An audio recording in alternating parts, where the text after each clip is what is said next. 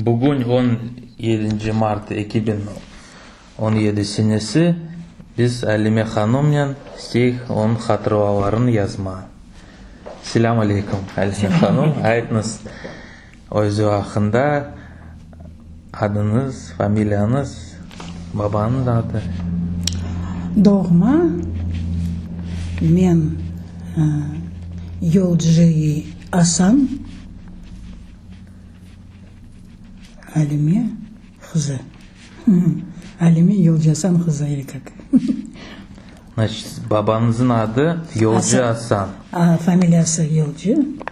Adı Асан. O küçük lambatlı. Şimdi koyun adı Kiparisne.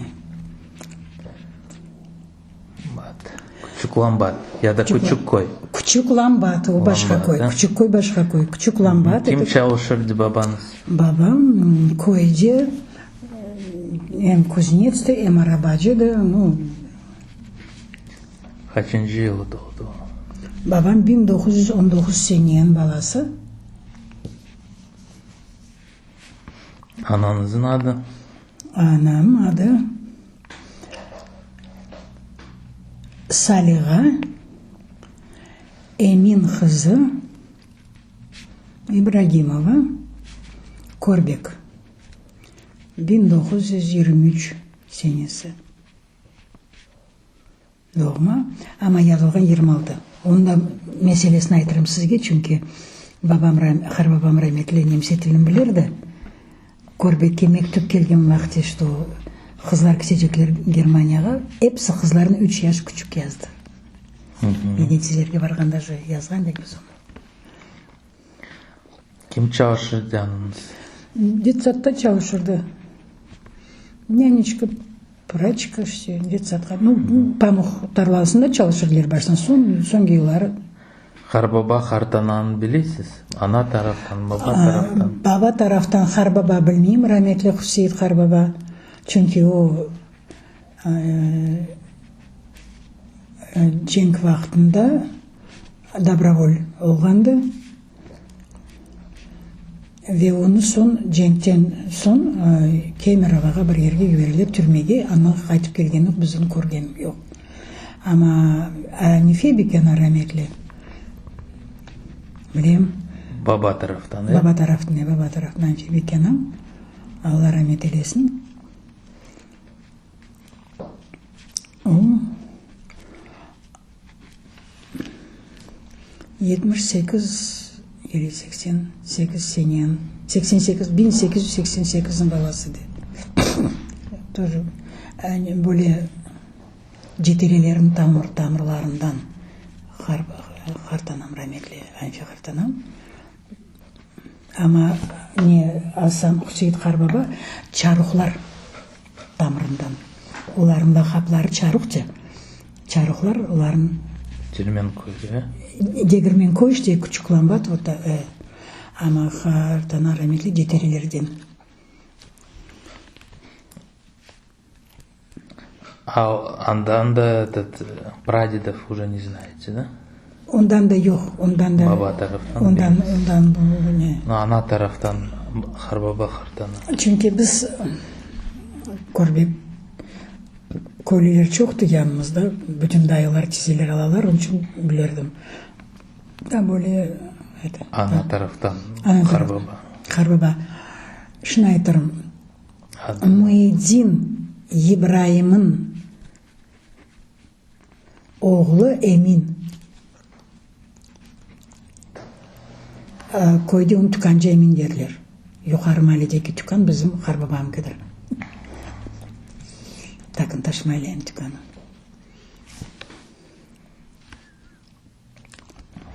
Bin 880 sene doğma. O vefat etti 1962 30. noyabr geçinde 1 dekabrga yıllar çünkü bizim evdeydi. Bileyim onu. Aytını yazmamlık. 62'de geçinde. Hartananız? Hartanam Ebasanlardan. Ebasan Saliha. Ebasan Subadi Салиганам да Союзыбысын сваде. У 1800 в общем 90 сенелері doğma. Анадан бабадан олар етім қалдылар. Абкерім дайынен екісі. И в общем Kim çalışır da? Абкерім, ну, хартана, конечно, евдеді, ама Абылкерім Харбабам, Эмин Харбаба rahmetli, o өзінің түканы vardı. Yukarı mahalledeki tükan bu Harbabam tükandı.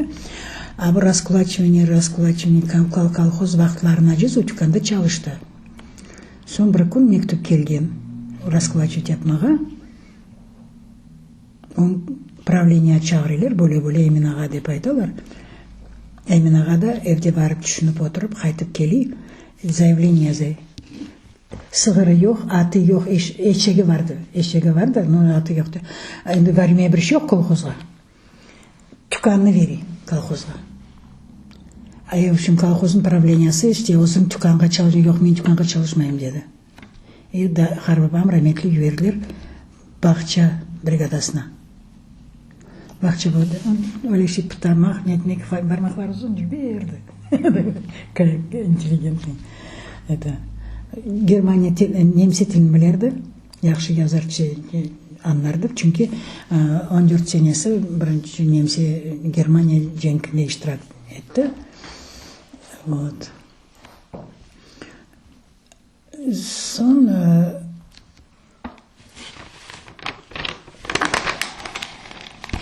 Harbabam brigada çalışkan vakti çok nimetma hesap kitaptan anlardı. Brigadir yaş komsomol hesap kitaptan yaxşı anlamazdı. Harbabam ona отчетлар yapardı. Naryadların yazardı. Naryadların yazı erbeşlerin geliştiğini eti. А трудодень yok. Количество yok, потому что качество var. Harbama, в общем, трудодень az çıkan için перестал yazmay, отчетларын, наryadların yazmay Harbabam. Çağırırlar bunun правлениеға, ну, adamın, который yazay. Bu zaman cez İsa'nın kitabını yaxşı de bugünden sonra bu nedir bu senin İsa'nın anlaşılmay bir şey deyip, onu edin yaxıda rahmetli raskaz, ona tariflegende. Çağırır bir gün son bu aytkan eken. Emin ağam yazardı mağa degen. Ya nişnen de yazmay, özünden sorаңыз. Bunu çağırırlar, sıxaylar. Harbabam rahmetli de degen. Da, yazardım. Ama ma трудодень yazmasan yapayım. Ayda, Emin ağa yaz sen de. Biz onu Совпарт школaya verimiz. Sen brigadir olacaksın diye general 30. seneleri. Harbabam oldu brigadir. 1936'da Harbabam как победитель лучший садовод Крыма ВДНХ iştirak etti.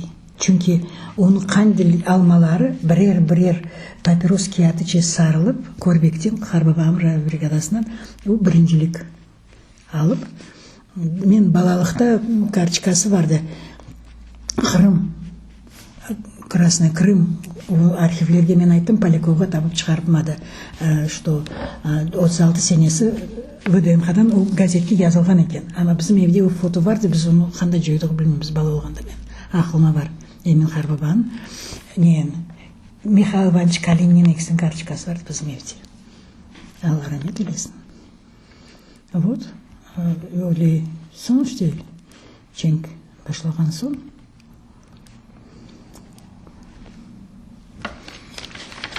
Sizin ananız babanız kaçan evlenkenler? 1946'ın dekabrinde evlendiler.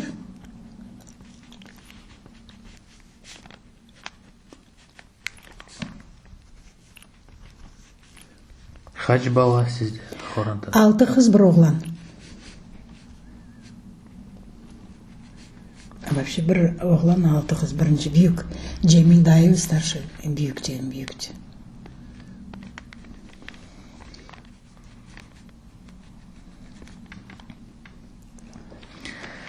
Siz bilmişsiniz kanda Korbek'te yaşadınız siz. Niçin bilmiyorum. Ananız kanda. Школьная 17, anam kanda doğdu. Школьная Korbek, школьная 17. Yukarı mahalle, o tükanın yanına, yukarı caminin sokakına. Çünkü dedeleri, anamların dedeleri Muhyiddin İbrahim, Muhyiddinlik yapkanında. Onların yanında Ким Яшар деп білесіз? Олардың янында білейм, бұл тарафтың Яшарлар Девлет Яя Харбаба, Девлет Халил Харбаба, Ашары Тикаранчы Ашары түшсең, этот Одаманов Эмірвелі. Усоқаққа бұрынсаңыз, ерде білген адамларından İzzet Хайыров'ın evleri, и сон не бар, Жангирей Ембер шынында койды, өзінің қартанасының несін евіне яшай. Олар үшін өпсі рахметлі бабағын білерлер, Харбабағын. Бұл тарafқа, сол тарafқа немерке мақле, Тюканның артына Абылкерім, Эбасанов Абылкерім дайы, Суаде Хартанамын doğmuş қардашы. Олардың evlerin білейім, бардым. Küçük Lambat'a таптыңыз? Жоқ. Küçük Lambat'a evін тапмадық, çünkü babam қайтып келген соң, өзі барды, yıkılған, бозылған. Küçük Lambat'ta бір şey yok. Біз дегілмен көйдешлер көрішуіне барған вақытта, бір 96-94 yaşına bir жетері Харбаба, сен келірсің, мен сана gösteririm, мен сана сөйлерім дегенді, o da 97-98 senelerde мен onun telefonunu aldım, nеттім, звонить еткенде, уже келіштік, мұнда Андрусовада yaşardı o Харбаба, уже топлаштық varmаған етмен, keçindi. Раз келіп мадым. Білерім сіздің herkesin, çünkü o Харбаба, adında unutuşun bir yerde demeyen kağıtlarda yazılған, Харбабан, o vaxt Cenk'ten evvel Selsevette sekreter çalışkan da, men sana bir şey söylerim dedi. Rahmetli oldu. Ben dün taptım bir foto, bizge Soyoğlu İskender Ağa Mustafaev, o da Çaruklardan, хирург. Қарсы базарда. Здравствуйте. Kimden? Babadan yoksa anadan? O bizge ana taraftan. Ediye anası. Ne Ediye, Emine? Ile Emine de. Emine'nin kimsin? Babası Halil. Çaruklardan. Men babama rahmetli babamın Çaruk Halil'e Allah rahmet eylesin aytkandı. Benim torunum men уже оларға ақайға шыққан соң келін келіп түскен соң бұл менің келінімдір деп әр уақыт шақа етіп мен әр уақыт нетерді. Эмне тезеден сені не сой? Білмеймін анда. Баличлер. Бекена, Альми Бекена баличлерден де баба чаче баличлерден. Потому что Бахма керек. Баличлердендер, наверное. Мына Сүндүз Якубовнадан біз алдық та генеалогия. Аштанда че біз бармыз, менің балаларым бар анда. Значит, сен да бір жерде олмақ керексің тогда. Раз эмне тизе, значит, мен қайнанама rahmetli өсөйсің сен. Они же долмыш. Сон сіз қандай түштіңіз сүргінлікке? Мен değil, мен анда doğdum. Bu ana babanız қандай? Пятилетка, совхоз Пятилетка, Ташкентский область, Нижнечерчикский район, Сонакурганский долды, Куйчерчик долды.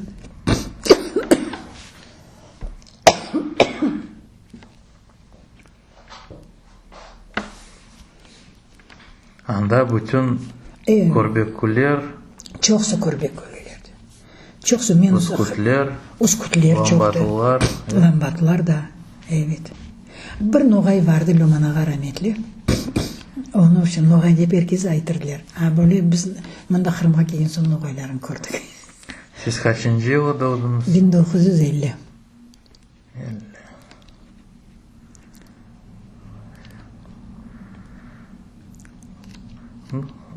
Mektepke vardınız ha? 57'de mektepke vardım.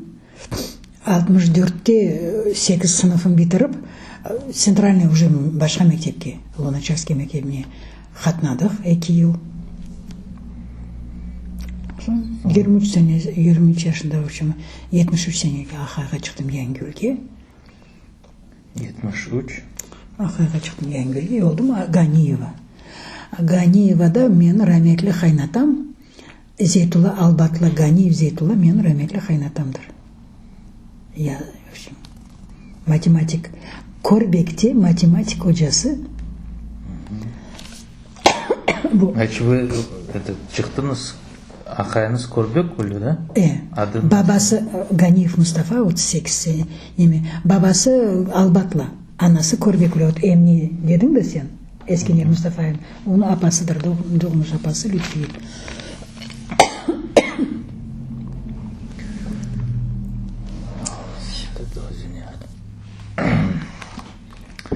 Уақыттан сағы деп Қырымда шыққан қартылар, Айбет.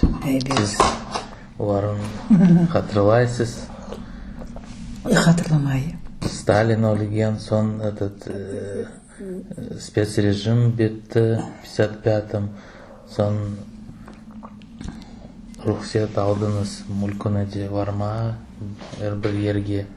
Но мен баладым o zaman. 53 senesi meni 3-4 Сіз қандай оқыдыңыз? Мен Ташкентский Республиканский институт русского языка и литературы имени Решетова Ташкентте.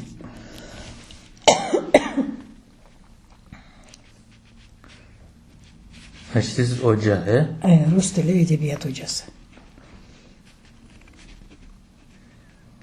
Amında Kırım'a көчкен соң Институт усовершенствования учителей бізге 3 айлық курс.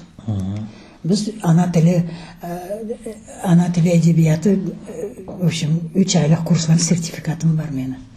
Соның үшін мен Сақта училищеде ана тілі дерс бергендім. Ойылар. Соң сіз қач ел Яңгөлде яшадыңыз? 1923-тен 1985-ке дейін. Ondan кейін.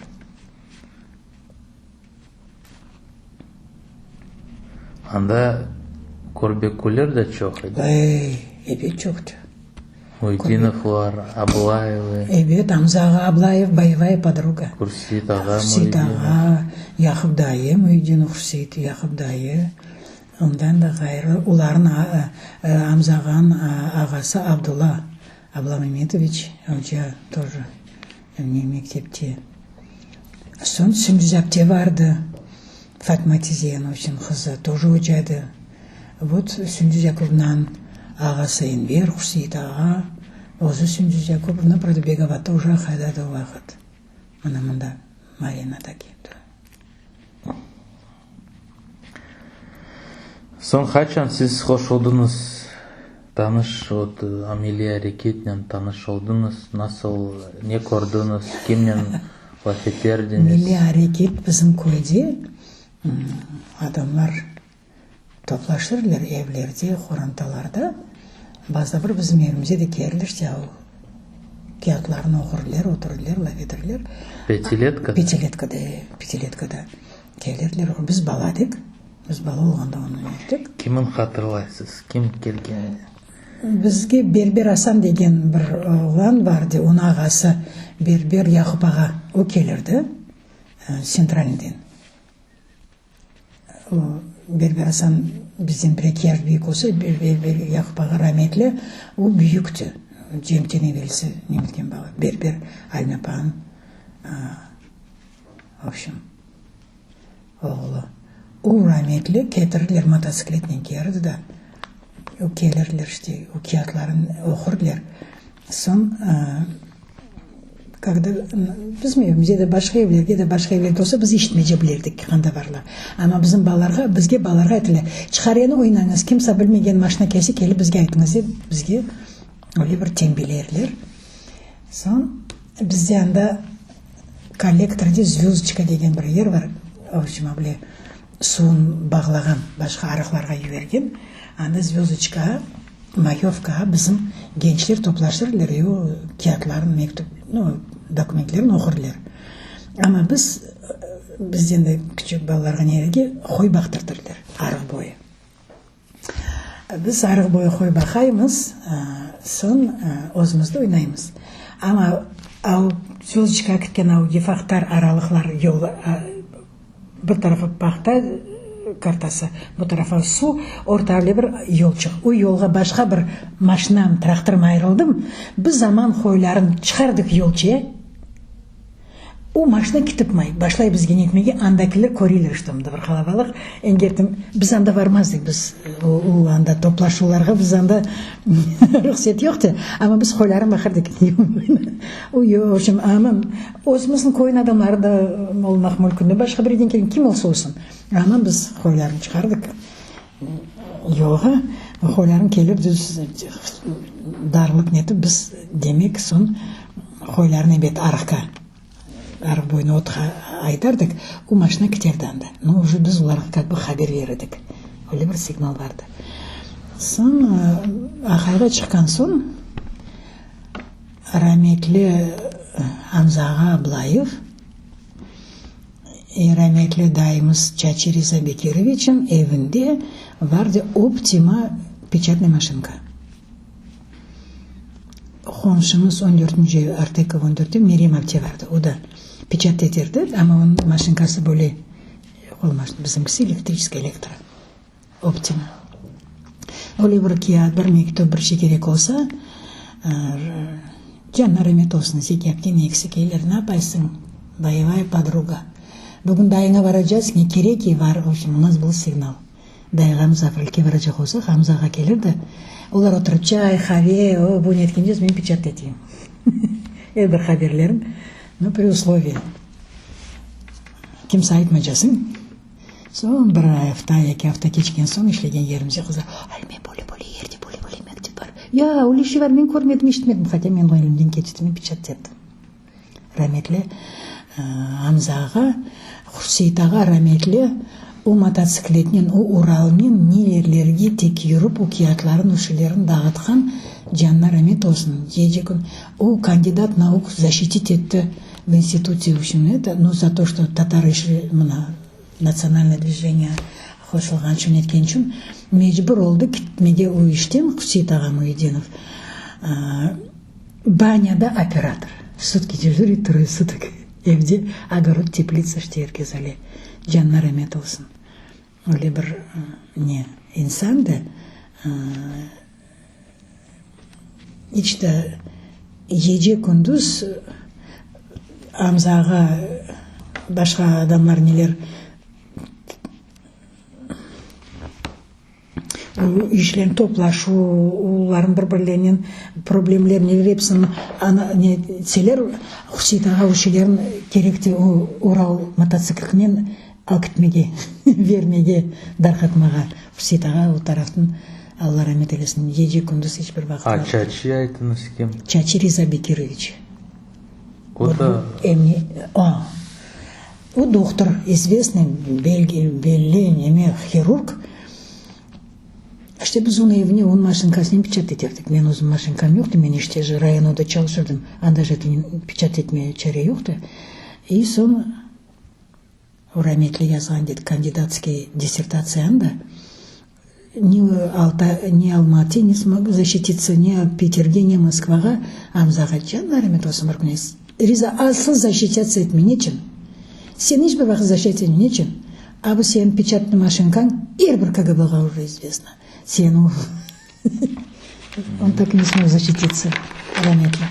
Хотя у него диссертацию нужно печатать. Его же узбеки эти, да, убили? Избили, да.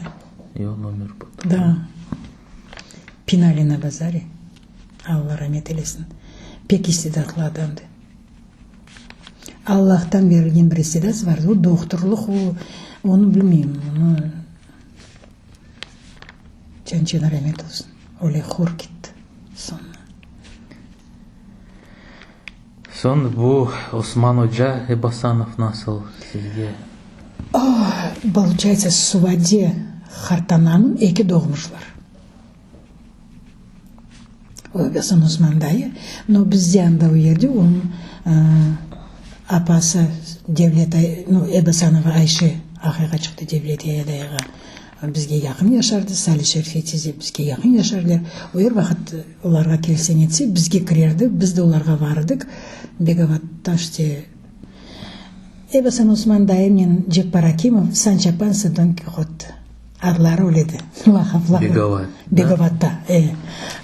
Nikolayeva sokağında ikinci katta kvartiraları vardı. Zeraingen ikisi. Men Шынки яшларға нелерге бір şey айтмаға мен кертім қалса, жанчына рахмет olsun. Ebasан Osman dayım Zera'yenge macırdı da, Zera, dostum, ayaçıkların talğandır, otur çıkaran çığa verdi derdi. Eyle bir şey, ayda yok bir şey, buradan keli kaç vakittan sonra baksam. Osman, dostum, çay içeceğiz. Öyle laf etirler birbirine. оле бір интеллигентный, оле бір-біріне үрмет, оле бір-біріне иғтибар. Мен оши біздің вақытта жоқтыр, шынки яшларда уда да жоқтыр. Нет. Қачыншы жылдан сіз башладыңыз? Дайым? Вот сіз айттыңыз китап. Дайым китабы. Дайым китап. О чоқтан башлады, бұл Эбасан Осман дайым микротопонимикан Эбасан Осман дайы башлады. Мында Қырымда Ахметште нарком просто çalışқанда башлады. Оны о заман демек о заманлара мерақланды, оны бір нетті, сон оле бір Қырым мен Москваның арасында оле бір баг барды о заман. Анда наркомпростан Надежда Константиновна, в общем, секретаршасы Васильевна, нет, Александра Васильевна, да, по-моему, она Суперанская. Да, Александра Васильевна Суперанская. Мында келерді Ахметшке или дайым барды Москваға. Олар ішінен бағлы ділер бір-бірінен. О заманлар дайым онен мерақланғанын еркез білерді. Сон бұл женг вақты, женг біткен сон, неткен сон, Беговатқа барып, бақты көрді, бөле ал, не заман, қачан тоқта жағын, кемсе білмезді, дайым женшенер әметасын, отпускаларын көй-көйден бүтін Өзбекстанны жүріп, мұна бұларын мерақланып, eski evvel mikrotopонimик адларын o zaman 60-70 senelері ол сақ олған тек көрбек деген бүтін Қырымын бір ерін о микротопонимикасын жүріп, бір ел Қашқадария кте, бір ел бір елде кте, ел язын каникулларын мектепте дерс берді. И вот Беговаттан кітіп бүтін ерін оларын сорап, язып алып, кітабын бетшінде yanımızda жоқтыр, артында yazылған Эльмира Черкезова деді, Татар Осман койы, Бақшысарай районда тарапқа. Вай, Осман Hoca мен бабам адын да қалдырған, чүнки Татар Осман койын Яқып Күртсейітовтен yazып алдым деп, артына кімдерден респондерлері кітабын артына, 4-ші папкасының артына епсі yazылған, қайсы койден кімден не yazып алғаны, бірші янды тары. Мен істедім тапма бұл белі адамларын фотоларын интернетте жоқты. Бір кімсе қоймады. Сон мен қатырлайсыз кітапханеде ақшам келді. Сонандан қарттым өлі фото.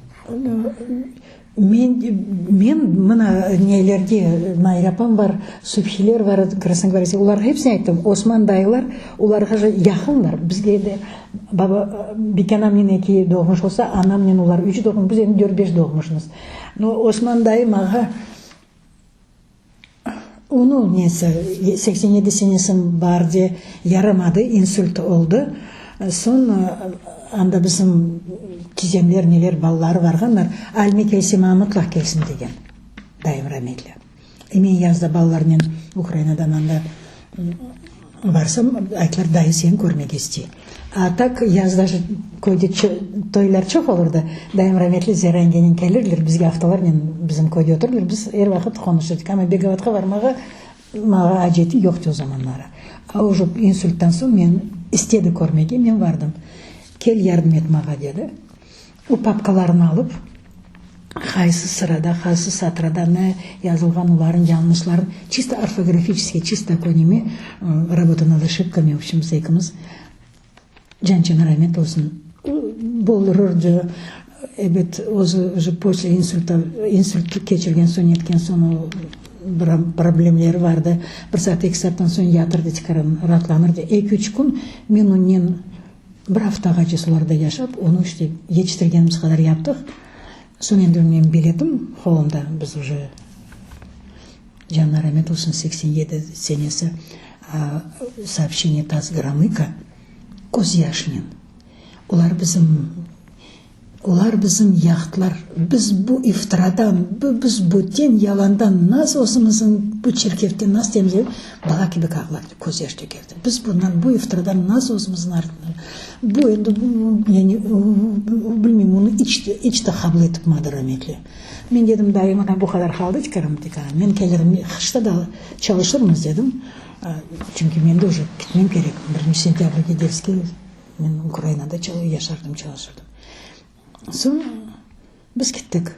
А декабрьдің 30-на учып келсем, уже рахметлі, дайым уже рахметлі болған. Бегағатын шөлерінде қысмет болған. Ашын отак вот. Сізге қалдырды өзі yazылған шөлерін? Жоқ, ол шөлер қалды Зера Енгеге. Озар ол мен келeceğim, мен çalışacağım, нетeceğim білген сон Зера Енгенің лафы олған. Евір-девір олды. Анамлар көчілер, мен көчтім Қырымға, біз бір-бірімізден жойылыштық, сон тапылды. Оны Белалманбет рахметлі барғананда да Октябрьскийге Зера Енгенің ұшын уақыттан сағын еткен, более-более әлмен білейм, таныйым деп Белалманбет ма кетірдім. Белалманбет кетірді, мен де уақыт самыл кеште çalışырдым, Юнус Кандымлармен. И вот алдым, еттім, Аллахтан Аллахын несе, алдым, енді барақ Зера Енгенің көрішін бірдан хабер келді Зера Енген кечімге. Соны ұқиятларын, маға тапшырдылар папкаларын. Мен де doğru рахметлі Шакир Селиев, мына Бекер Мамут башы жаны сақ, балалар бұл үшін бір şey yapmak керек, келіңіз. Оғын программасынан істедік біз оны шығармаған, оғын программасы, в общем, бізге ақша бермеді о zaman. Самокиша библиотекада? Жоқ, Крымсатарский фонд культуры. 1995 sene до 1999 menanda Yunus Kandım'ın yardımcısı olup 5 yıl anda çalıştım. Buna bu Navresi Hıdırles rahmetli Rifat Akkurtiyev'nin biz birinci başlagandık 93 seneleri sağda.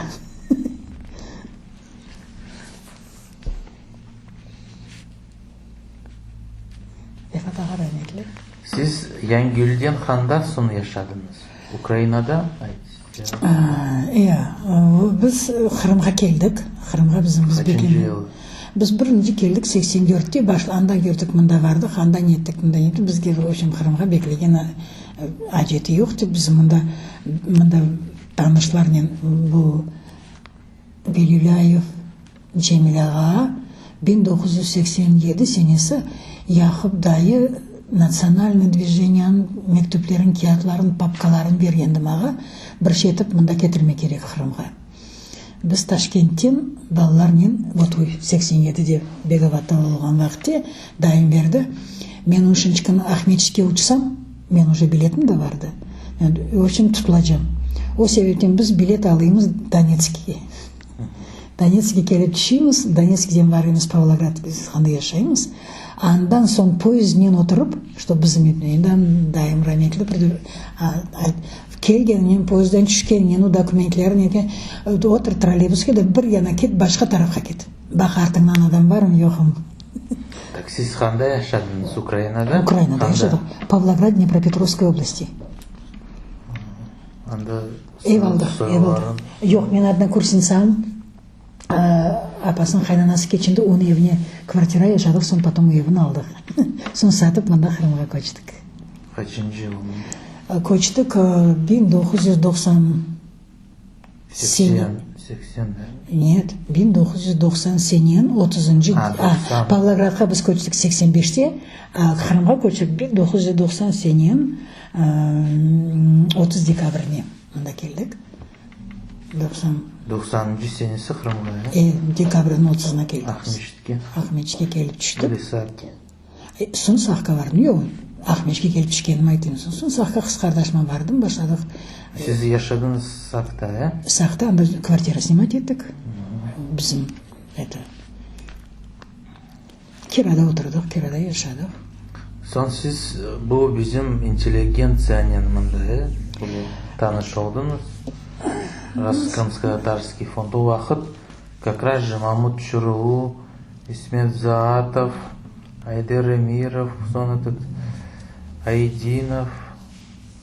Нет, мен ішке оле бір олды ки біз 1992-де мына бұл Серанаға Усейнов институты совершенства учителей бізді мында топладылар бүтін Қырымдан оджапчелерін. И ана тілінің курс, 3 айлық переподготовки, чтобы методика бар, бірші бар, білгі бар, и в общем ана тілін Қырымға ана тіл өжалары ечішмезмезлік етмесінде біз мепімізін ана тілге желпетлер. Сон біз 92-де анда еткен сон оле бір олды ки балалар мектепте оқилар. Менді ол мектепте ауылған бір мерақлы оле бір нелерді иштирак етмеге ана бабалар епсі иштирак етмеге. Оз епімізді кіселдікште ана тілінде бір нелер етмеге. Сон оле бір олды. Тысақта. Сон бір 18 майысын қайсы бір 91-92 сенесін мұнда Ахметште Амзаға Аблаев мен көріштік, раскеліштік, башладық бір-бірімізде ескіден Янгүлден бар көтшілер, мен де мұнда. И уара даже фото бар менде. Амзаға Аблаевын йозы yoqtur, но қоншыларымыз Зеке, несі, Шевкет, анда неден, Янгүлден. О күнерін бірсіне Амзаға Аблаев маға Рифатаға Куртиевнен таныштырый. 18 майысын қайсы, 91-92 сенесі таныштырый. Рифатаға не лаф еттік, вай, мен сақтан, вай, мен анда өшім Лилаптен оғлы. Bizim anda söylerimiz nelerimiz var deyip laf etip. Son laf-laftan men de işte Amzağa, Hüseyt ağa aytты, rahmetli Rifat ağa aytты, işte bu Ebасан Osman'ın torunu nesi, onlar hepsi bilirler bu men bu işinin, mecbul olğanın bu işlerin. Son Rifat ağanın sık-sık көрішмесек та, бір-екі көріштік. Rifat ağa bir күн маға, мына бақ нелер yazdı, Навресы қыдырлесі көрімске татар. Вот это маленький açık брошюра, beyaz bir брошюра, o kağıtlar neler? Мен de vay gör bir kerek bu Navrez'in biz anda sahka mektepte geçirmek istedik sene pocanen. Ballarga ettik, Rifat ağa uşilerin bilgenimiz gibi biz geliştirdik. Son o seneleri anda вот Zevcet Kurtumero, son Рустем Керимов, Жанрат осының этот участок меселелері, бұл проблемалар, митинглер анда неткен бір неде оле олды ки, что мені желпеттілер бұл сайлауларға 1994 сенесі мені Қырым-Татар Медрес адынан избирательный комиссияның азасы яптылар. Мен демек анда и анда бір типографияның директоры барды, Стефания. Оннен яғын таныш олдық. Сами Стефания, бір күн айтам. Стефания, вот так и так, такая тема есть. Мы не знаем, где печатать, но надо набирать. Ну, набираем, но хотим, чтобы, по Крыму. Стефания говорит, ты что, за Крым-Татарское? Меня говорит, ты что сделают со мной, знаешь что? Я говорю, Стефания, без ақча тапамыз, возможность тапамыз. Стефания, возможность тапай.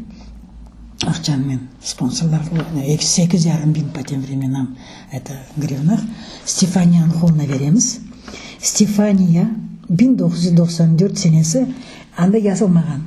Корректор, редактор, технический, это ничего. Навреса Хадрлес, Крымских татар, 1994. Это в типографии тайна, ночами. В общем, это все сделано. А потом начали раздавать. Это надо было тарқатмаға. Мен оның керектің ана тіліне брошюраны кетірдік. Журнал Йылдыза, анда автостанция Западнайда ерлешкен бір квартира Керадады. Жанрат осын Айдараға Осман, рәметлі Билал Мамбет, Урие Демова. Кетірдім мен оларға бұл брошюраны. Олар башладылар оны ана тілінде чеверген соң, оны более театральный некий постановка ана тілінде бұны ясылар тержім айтлар ана тіліне. Ben bu kağıtlarını alıp geleyim İbrahim Çegirtmağa. İbrahim Çegirtma, Sinaver Kadırov, rahmetli Eskender Mehmetov. Это 94 senesi. O şeylerin hepsini alamız. Kseriksi vakti yoktu. Ne daha o? Bir şey vardı başka. Не Ксерокс это был. Йоксан? Ксерокс, наверное, был. В общем, не болса. Он это все размножаем, и бүтін Қырымға дарқатымыз. Сенавер кадр дедім, мен олардың дарқатырым деді. Вот, Сенавер кадрын мен білеймін 83-тен Мұстафаның сутына бізмен таныштық. Сон не байрам яптыңыз? Не только байрам. Бүтін Қырымда ана тілінде навреса қыдырлес вот это кетті и башлады біреді япмаға бұны. А мен де микрофонен сақтай байрам кезлерде наврес қыдырлес, алышта наврес қыдырлес, тақ алупка Корейзге бардық біз. Анда раметли вот 94 сенесі, по-моему, дан еще сағды, по-моему, Ескендер Меметов. Біз анда вот бірінші наврес қыдырлезлерін вот это вот 94-те башладық бүтін Қырымға япмаға. Сон біз все сақта gençlerin toplardık. Böyle bir konkurslar geçirdik kafede. O balların kızlar, yaşlar, oğlanlar sakın müze parkında istedik böyle teatralizованный xadraz yapmağa. Вот Оксана Аметова бізде бірінші ерлады, 13-14 yaşında kız. Баладидан бізге келіп ерлағанды қыдырлезді, наверное. Сонан байрамға башлады чағырмаға, yazıcıların topladık. Son 1993 senesi Кезлевде август ayında biz geçirdik довоенный школа-интернат директора Урио Джепче Ислямован talebelerinden konuşuyor. Анда rahmetli Шакир Селим келді, rahmetli Закир Куртнезир. Біз, в общем, у программаны көтердік нетік соң, и мен анда өлі бір әрекет еткен көрген соң, мен башладар мында желп етмеге. Энвер Кантемир Умеров çalışırdı фонд культурада o zamanları. O мен әр вақыт өлі оргкомитетлерге қошарды. Қайсын бірсін айтайын, я. Работал вот это, в культурном центре. Он был сначала, у Дебаштан, Энвер Кантемир Умеров, 94 senege cez o edi. Son 94'ün kaçındadır, 94'ün sonlarınadım, Yunus Kandım oldu. Son men aldılar mında işke. Onun için 1995 sentyabr'den 99 iyulge cez men anda onların bir komandadик. Rahmetli Мерим Актиозен башла в Меджлисе за культуру отвечала. Сон. Ну, бір юридический пришлер olsa біз бір кердін Надир Бекиров сау olsun yardım eтерді, конечно, hepimizге zaman. Андан да ғайры Алла рахмет ейлесін Рифат аға Куртиев, оны полковник танковых войск олғаны нетмеден о как краеведческий, как краевед вот Қырымын sevген неткен, оле бір çok şeyler işte elinden келді. O zaman бізге оле бір мираслар қалдырды, Алла рахмет ейлесін. Biz вообще кезі бірінші işte навреса қыдырлес с микрофоном, біз жүрердік o zamanlar. Siz bütün Kırım'da yürerdiniz, bu bayram teşkil eterdiniz. Yok. Олар teşkil eterler, bizim çağırırlar. Biz bu programadan gelirdik, onu bilirsin, onu öyle bir herkes o riyapte Bilal Ağa, Canırat Osman, Ayder Osman, onlar tercüme ettiler. O ssenariy bütün Kırım'a tarqatıldı. O calar kim mektepte, kim балалар бақчасында, kim олар бір onu білерділер. Son biz kelip işte bayram, seyran tapardık, sponsorlar, там kitaplar, rучкалар, bir şeyler verirdik балаларға, оларын oynatırdık, yırlatırdık. İşte ssenariy bütün общий olmasa da herkesin olsun bir nesi vardı. Балалар aynı yıllar, aynı oyunlar, neler, muzikantlar, onların da kompüterge neleri vardı. Onların tek gerekli teşkil etmedi. O toplamağa bir el. Topladık, biz gelirdik, hayırlardık, onların bakışlardık. O zer kim biliyor? Men için, ben için aytsalar da yapmam ama o zaman yerdik o nege işte rahmetli Eskender Меметов o zaman айтқанды, бұл более olғаны пек яқшы, бұны тікаран кенештірмек дек, и он білем мен, что o zaman мен параларын алмаздым. В общем, балалар японас нетімде қайда нерде не керек болса оны бір керетін Ескендер Меметов уже bizim Янгиевский rahmetli Eskender'in anasını Sarapten tanırdım, Dilaver ağan tanırdım. Çufut dedi ya anası. Anası da Hıram Çufut. Sara adı dedi, no biz ona Sarapte dedik, aşçıydı. Toyun aşçının pişip ne? Men hatırlayam o vaqt o Zarema xanımdan bütün Kırım'da öyle bir yaxşı konsertler yapardılar. Da. O zaman işte Enver İsmailov, Dipassanov onların bir komandası vardı o zamanlara. Bizde sahta o yılları Nariman Umerov akordiyonist var, şunçkin kaytarmadı. O bize o mevzu degen bir ansambl netti. Biz o mevzu'nun keldik, mında yarışlarda başladık iştirak etmeye. Bizim bütün bayramlarımızın anda sahta. Allah общем sağlığını versin, Nariman Umerov pek yardım etirdi. Yalandan bir şey demetsek, müzikalny tarafını geliştirdi. Biz ona kirişmezdik. Son başka ballar da vardı, ana Tatar balları, özlerinin ansamblleri vardı. Ama Nariman kelgen soň tikaram başka bir ne oldu? Maşallah bizim sahtaki ballar ne yapacağımız? Ne edeceğimiz başladık. Men bu işe akılım yetişmeydi. Допустим, başka bir şeylerge siz bu tarafına bakın, biz bu tarafına bakarız. Son siz bir vaqt Shakir Ağayan yakın edinizse. Yok, siz aytınız literatura taraftan öyle. Literatura как же. Bizim yazıcılarla tanış Evet, rahmetli Yunus Kandil. Ahmetçi'de yaşadınız. Ahmetçi'de yaşadım, da yaşadım. Son kaçan siz bu вышивка öyle şeylerden başladınız? Men вышивка başladım 1992 senesi. Zarema İbragimova degen bir nağışçı bizge mına Institut усовершенствования учителей keldi. Seranağa dedi, kızlar bizim Kırım Tatar özümüzün nağışımız var. Ben sizge bir yaş bir nağışçı getireyim.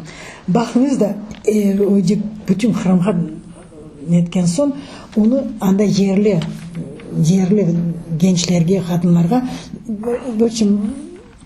sizin başka nağışlardan Kırım Tatar nağışını ayırt etmek için nağışın özünün bir hususiyeti, özünün bir nesi var, sırrı var.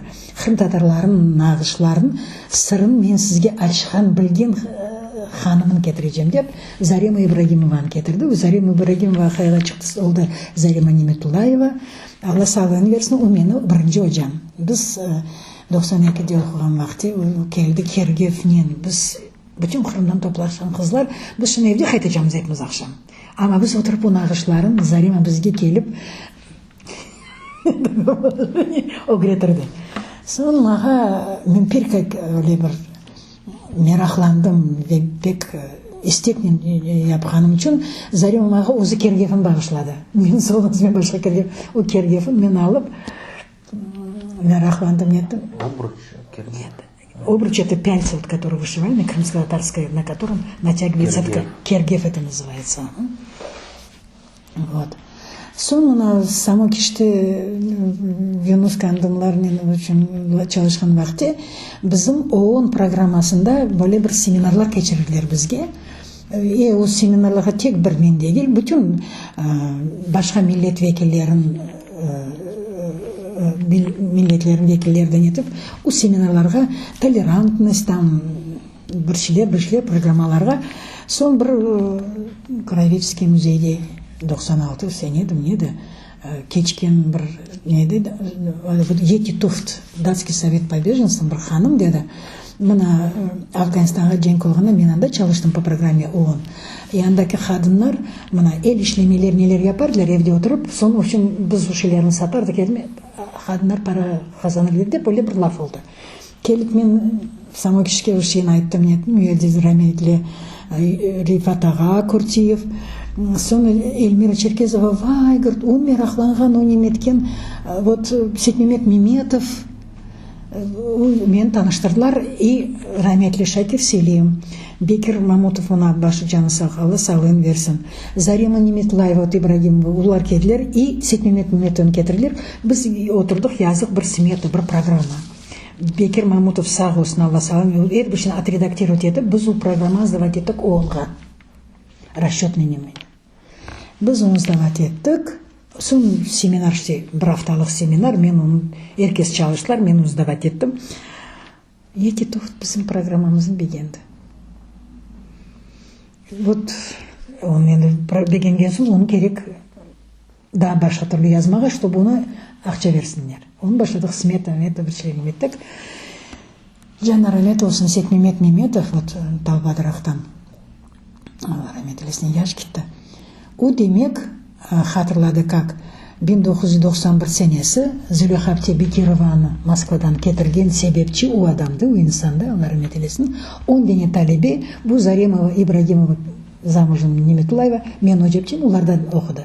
Сетмемет оларын как менеджер, в общем. Сетмемет Алласа рахмет елесін.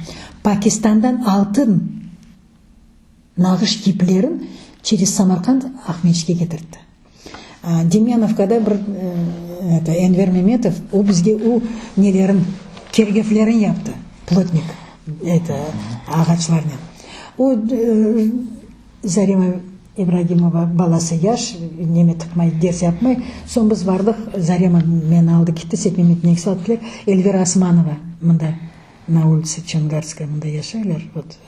О Эльвира Османова таныштырдылар, ве Эльвира Османова башлады бұл қызларға дерс вермеге. Бүтін Қырымдан 33 дене талебеміз барды. 10 дене талебеге 10 верді программа, 10 адамға. Ама біз оны іште оле бір яптық, о параларын бір кергефін янына 2-3 дене кергеф, бірінен янына үшім еті. Олар 33 адам бізден кечті. 97 сентябрден 98 майысына жез. Огренгілер бүтін Қырымдан, Судақтан да барды қызлар, Жанкойдан да барды қызлар, Субазардан бардылар, Бақчы Сарайын районларынан Ақият, в общем, әрбіреден барды қызлар, олар епсі талебелер. Бұны, Мария Люманова біздің талебеміз. Мария Люманова бенге неме аты. Венера Курмаева. Венера Курмаева не по нашей линии. Сон біз Венера Курмаеванин, нет, не Венера Курмаева. Венера Курмаева это нағышчы дегіл, она теоретик. У больше костюм неме, онда теорема, ама теоретик. А Халиде Кыпчакова техника. Нағышын бүтін үсліплері ве сырлары Халиде Кыпчакова. Мен о қызларны FGR ве фонд имени Изидинова мен 2012 сенесі чағырлар, оларынан да бір мерақлы бір нелері барды, программалары барды. Мен чағырлар нағыш ақында выставкаларға Сергейге. Мен о заман айтқандым, қызлар, Зулейха апте рахметлі, Зулейха апте Бекирова рахметлі сақ олсайды, сіздің япқан ішлеріңіздің бегенірді. Не себептен? Bizim özümüzün nağışımızın elbette bir renki, kanun kaidesi nesi bir şey var. Bütün istegen kibik mülkün değil. İstegenin yapmak gereksin ama kanun kaidesini çıkmayacaksın. Özün fantaziyan koyarsın, kanun kaidesi za рамки приличия çıkmak gerek. Buna men yakında gördüm internette. Aluştada gösteriler sergi, anda Kur'an kaplar ve öyle bir örnek. O örnekin Kırım Tatar dep aytmağa kimin tili var bilmem, o Kırım Tatar örneği değil. Хотя mıhlamaya çalışkan. Bizim Müslümde Kırım Tatarska вышивка dep, в общем, televizordan gösteriler. Men öyle şeyin kim ularını öğretti? Kim ularga ruhsat etti? Bizim millet ayt sen menim, no aytma sen Kırım Tatarın. Çünkü bizim nağışçılar tek dünyada 7 milyar adam herkes eline yine alıp yiyip nemetip. Қачан oldu выставка Мамутчуру, анда gösterilgenler bu Züleyha Apte'nin ressamların. Siz gördünüz mü onları? Onun yapkan resimleri vardı da, у нее да есть. Сохранились. Да, она же, это Москвадан же Энвер, он Алиеттан оғлы алды келді жұмында. Уйылы, біз уйылы бірінші Зөлиха аптен 85 еллығына, рәметлен яшылығына біз уақыт при жизни, өмірінде бір кере серги yapıldı. O da bizim programımızın, men yazdım o programı, men o grantın kazandım. Allah rahmet eylesin. Это Алиетта kız kardeşi biz ona yol parası verdik anda Moskvaga kayıttı. Son 3 ay Züleyha Aptem'inde oldu. Aliyet kardeşinin evinde. Son 3 aydan son biz yol parası taptık. O anda gittiminde geldi. Bütün yol parasını yesin. Men grant yazdım onға. Ular ma para verirler mi? Bizim olsunuzun da böyle bir sponsorlarımız vardı. Biz ular aldı. Kim rahmetli, kim sağlıklar versin.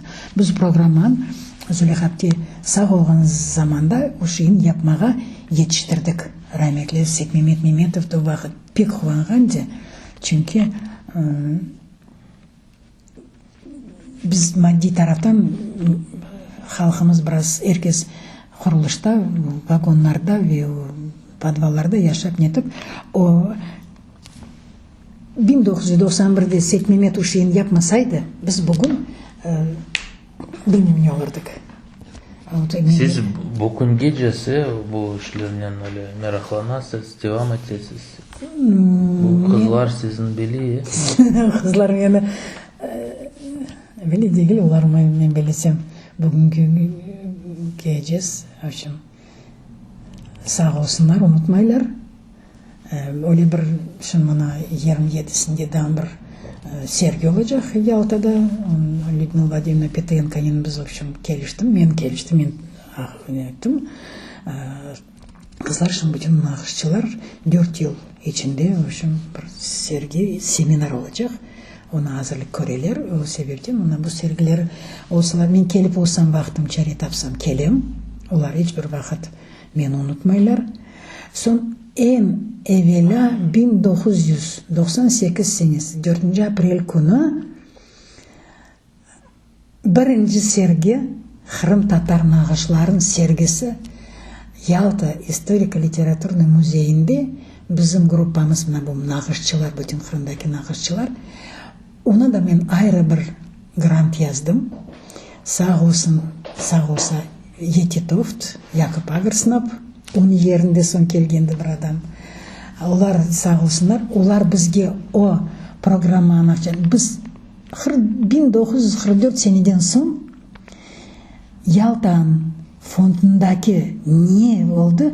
Bizge bir kunge çıkardılar onu, bir kunge çıkarıp bizge onu bir sergi yaptılar. Bu kaçıncı yıl? 1998'in 4. Aprel'de men даже özüm de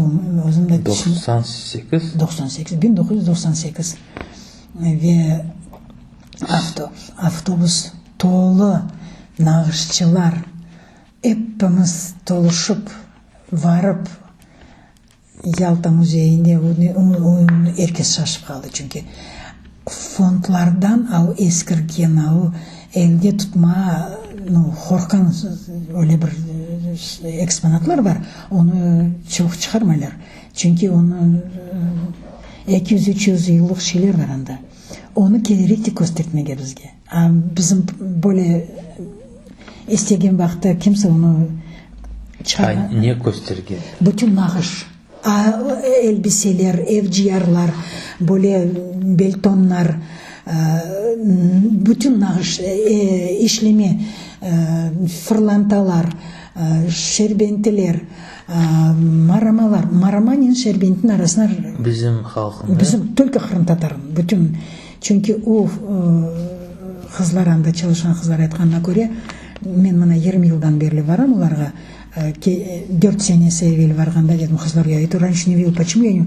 Асановна, вы еще не видите 90% чего там есть, мы вам еще мало вытаскиваем, потому что это в таком состоянии, что в общем один из таких интересных семинаров, выставок Кысмет болса келерсің 27 Ялтаға в 11 часов. В общем, Алла... Олар енді стилер бұл көстермeye да? Çünkü o eksponatlарын шын çıkarsalar, шын бүгінгі нағышчылар кем вышивальщиклар шынчыкан бүгін бар. Олар өздер арасына компьютерден білетін бір şey, у фондlardan çıkan şeylerin, o fondların içine muzey fondlarına çalışkan adamlar çoğusunu özlerde көрмелер. Çünkü onlar öyle bir kapalı, öyle bir nedir, чтобы bozulmasın, yıkılmasın, bir şey olmasın. Onu yılda bir kere de çıkarmaylar. 4 yıl için çıkaracaklar bizge. Biz 2013 noyabrinde so'nggi sefer biz ularni chiqarib turgandik. Şimdi 2017'nin mana martında son bir kaçılık abi. Onu bilesin Naziş. O zal içinde çıkarmak gerek, bir şey eksponatını çıkarıp koymak gerek. O son ertesi gün hepsini ciştirip yerine koymak gerek. Bir günge. Çünkü ekspozitsiyalar, programmalar ularda başka. Ama bu seminer yılda даже geçmiyor. Belki şın kızlar onanı varsalar. Son maşallası var muzeyin xadimleri kompüterге шынчыкын çok şeylerini aldılar. Biz көрген, өзі көзімізбен көрген şeylerin, это bir tarafını foto resimне түшіржеміз. Ama ular ekranға çıkarırlar kompüтернен. Bizge daha fondların içinde bizim elimizde, gözümüzde olmayan söylerim de bizge bu sene onu demek göstermege, o sene şeyin bizge görmek gerek. Kızlar çok çalışmaya çalışırlar. Eskiden herkes özünün bir fantaziyasına göre. O vakit sizde maksat var idi bizim kadınların çokça öğretmek bu. Evet. А şimdi nasıl vazife? Aynı. Tek öğretmek değil. Teknikasını, üslubunu kızlar bileler, alalar, başlarlar yapmağa. O teknika başlagan soң onu kanun kaidesi var. O örnekin özün bir yaprağı, egridal nesi onu bir kanun kaidesini bozmamak için öyle bir maksus seminarlar gerek geçirmege. Çünkü mana alalar eskiden kalgan bir eşyanı. Onu alıp kserokopya yapıp koyarlar nesine. Son onu beğenmey, bunu değiştirirler. А это ана тілінде назар айтмағым мен сакральные знаки. Улар оны русча оберег, улар оны у хорантаны, у эвін, bu nağışçını sақ селеметі несі, у еріпші бісмілля деп, оны алып да, оны көңілінен işlerin yapsalar неселер, у çalışа. Оле бір нелер var, что вот жан көңілден у бақшышын bu хорантаға берсең, бір хач ел демек бала солмады, бір şey солмады, ақиға шықмады. Оны бір ниетленіп, дуа етіп, оны эзелден оле вересің, оны бақшыш, у хорантада бала келе. У хорантада, işte оле бір şeyler, у Allah'ın işi. O bizim kelip de bütün dünya nağış eti. India'nın özün nağışı, Fransa'nın özün nağışı, Kitay, Japonya hepsi Kırım Tatarların kisi özüne has. Bizim ifak deyip millet deyip aytalar bizge. Yok biz ifak deyilmiz. O jaqtan bu жаққа bizim topraklarımız vardı. Көксарайын Ақсарай қанда қалды. Tek Kırım ханлығы, tek Бахчисарай, Ақсарай мен Көксарай балабан не. O bütün yavaş onu hepsini toplap mercan gibi bir yerde toplamak o bizim nağışların bilmeyeyim onun tarihini başlasan etmeye bütün milletin tek 2-3 bin değil 6-7-8 bu yerde insanlar yürgenler, yaşaganlar, nefes alganlar adları bekim tavrıda Allah'ın dünya olsun ama o adamlar keldim bu yerde adı deniştim başka bir denesi keldi bir basqınçı keldi ikinci basqın daha bir kimse keldi bizim özün padişahı özün han kaydesін bizge öğretmege sti ama halk bekim tilinde değiştirgendir bekim urbalarında değiştirgendir допустим үшіншкін etmez hapalık başladılar herkes bizde öyle hapalık yoktu bizde bir şey namus nenedi öyle bir çünkü neler kebek yoktu ama hiçbir vakit bizim dedelerimiz komünist vaktinde men Bikenam rahmetli bir kun namazını kaldırmadı. Kur'an'ı saklap har babam rahmetli babam cenkten kim bildi onu bilseler o gün rastrel yaparlar. O şeyler где-то öyle bir çünkü herkes yürüp da sen öyle yapmasın sen böyle yapmasın çeşit türlü mevzularda sporlar gitti ama insanı әр адамның içinde, көңілінде теміз пак olsa Алла hepimizin Алла hesap verecek. Siz 90-cı senelerinden başlap bu 20 yıl içinde her vakit böyle sergiler yapardınız da вот вышивкамен. Yok. Ya da başka da sahada. Вот biz OON программасында demek çölmekçiler. Вот Сейт Абдюл OON программасы OON'да тоже çölmekçiler. Вот не ювелирка. Neydiler ювелирка aydı? Şunda aytır. Кuyumculuk. Babası İzzet Ağa Ablaевға деп yazған деп уақыт. İzzet Ağa'nın sağlığı yaxşı olmadı. Enver Kuyumculuk etnografический muzeyге bütün оборудованияларын шілерін OON программасын біз алдық. Біз оны артта қайтармадық. Сейт Абдюлге тоже неттік біз артта OON бізге кәдімгі бақшаш берді шілерін епсін. Қалданды. Сон OON программасында бар деп ойлы бір программа толерантность. Кен күч. Қырымын 10 шерінде керекті кечірмеге старшеклассниклерім өді. 8, 9, 10, 11 сыныфын бал талибелерінен керекті кечірмеге өле бір концертлер. О концертлерге біздің белі ежіржіларымыз, ресамларымыз, yazıcılarımız varıp netip o şeylerin o balların toplap meraklı böyle bir konuşular geçirgen son evde vazife vardı. Hocalar evde vazife saçını yazarlar. Kim рисовать yapıyor, kim resim çizer, kim o resimlerin, o saçınıların toplap biz kitap çıkardık. 99 senesi o kitap çıktı. Ve мектептерге, bütün мектептерге тарқатылды по программе ООН. Это толерантность. Это біз Ялта, допустим, bütün тәрбиелен Энвер Измайлов, Урена Кенжикаева, сондан кім? Гүлсум Тамах, Нариман Умеров, аккордеон. Вот этот Эскен Эльдар кларнетчі, Раметли Шакир Селим Бархачкере барды бізден, сон Иса Абдураман бізден қатынады. Дан кім барды? Тек бір Ахияр Севастополь біздің душу пленул. Біз келді, епсі шehirlerге жүрдік.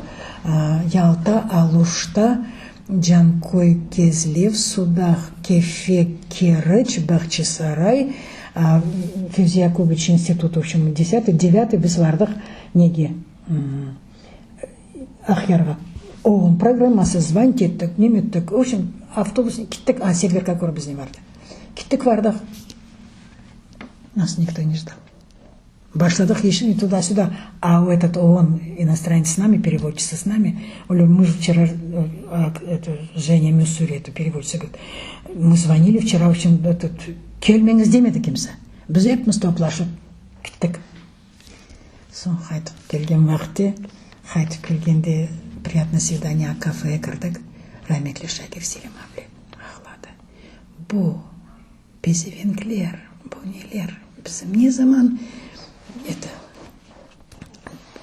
Sizge ne zal vermediler? Ya da зал бермеділер. Адам да топламадылар, зал да бермеділер. Біздің ашлы вот келдік, кірдік Ахярға, горосполкомға бардық, нам бізге бір кімса бір шай айтмады.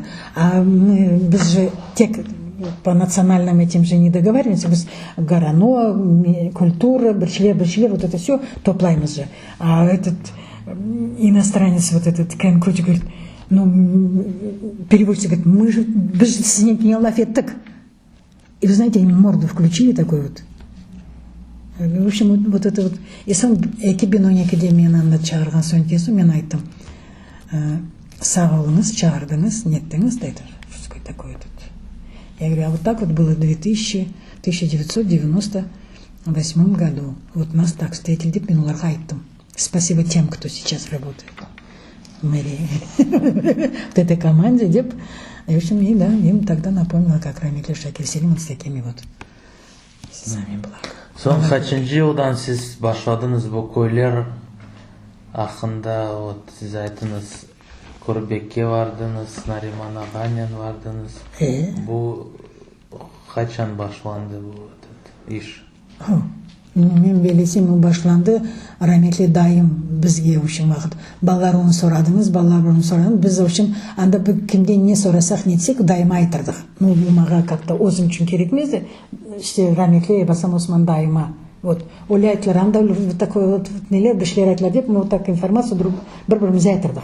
Өзбекстаннарға, білмеймін, это где-то отыз хач яшнады мен, сколько мне там было. И вот, Тап сүргінлік. Да, Өзбекстанда, да, сүргінлікте. Сіз башладыңыз Мирахланма. Софра башына отырылар, лаф етелер. Чай, хаве ечейміз. Біз балалар чай кетіресің, хаве алкетесің, бір ши кетіресің. Вот так это тарafta, мен уже 14-15 жашына қыздым. Дайым рахметли келсе, оны бай маға бір кемсе бөлі айтты дердім. Бір ши, вай, сен оны қана білесің, олар уже лаф еткен сон башқа бір ерден дайым жоқ, кемсе жоқтыр. Бір ерде барсаң бір лаф олса вай, а бұл ши бөлі екен деп, мен потом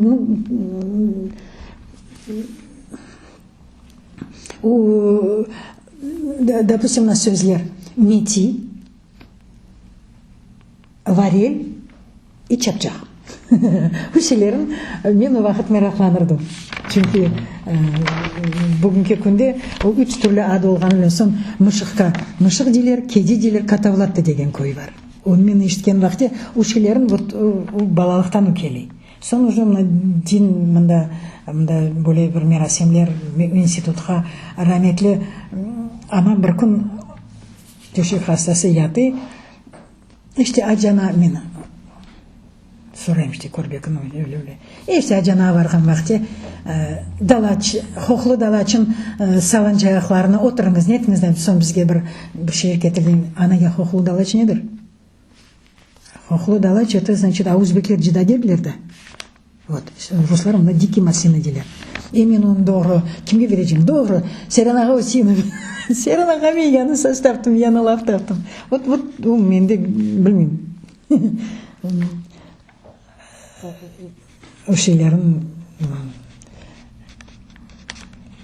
башқа бір адам еш себекім әмет вермезді, ама хоқлудаш. Әр вақыт дикий маслина жида дердік, дикий маслина жида дейсің, ама хоқлудал чылғаны мен Серанаға өсейінеге келіп, не барып айттым. Кім білей? Алланың берген бір несі бар. Сіз Қырымға келген сон, сіз мақсус башладыңыз бар ма?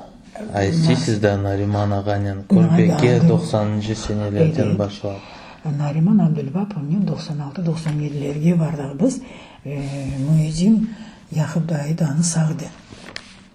Алла рахмет елесін. Мүйізім Яқыбдайы, ондан өшім Нариман чоқшылері яздық, меттік. Да, Сайдептенен, сен же Сайдептенен менсіз лаф еттің, а біз Сайдептенен уақыт Нариманен лаф еткендік. Сон бізден білесің қанда барған, мен үшін сағда жайтырым.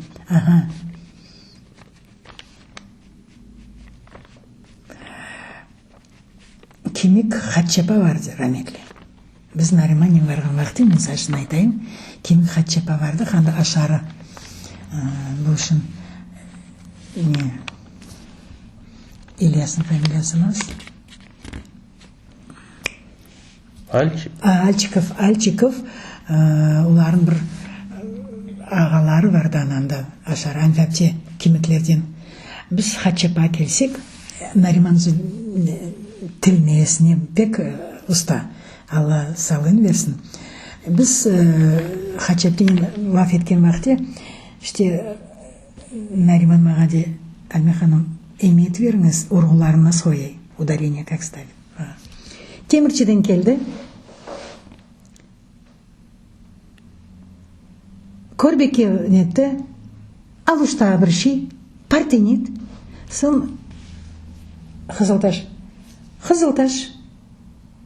Я сіз нешін ойлайтысың? Я біз ойлайтыңыз, хатчапте.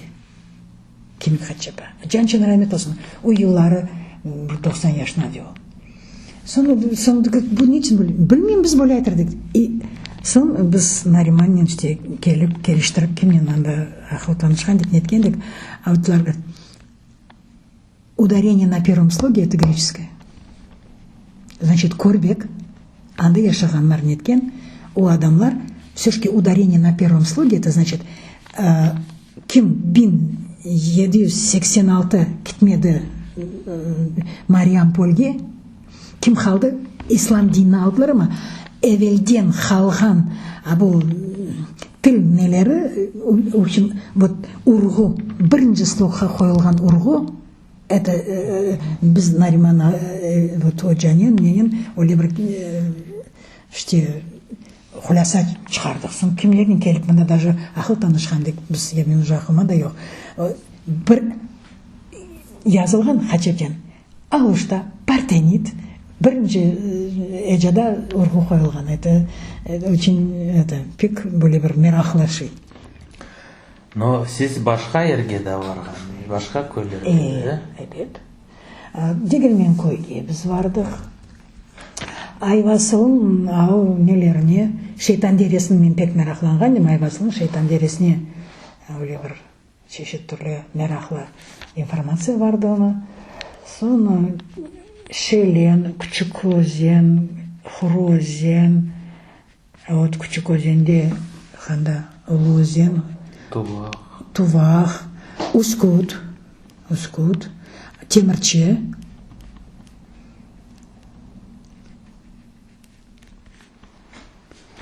да.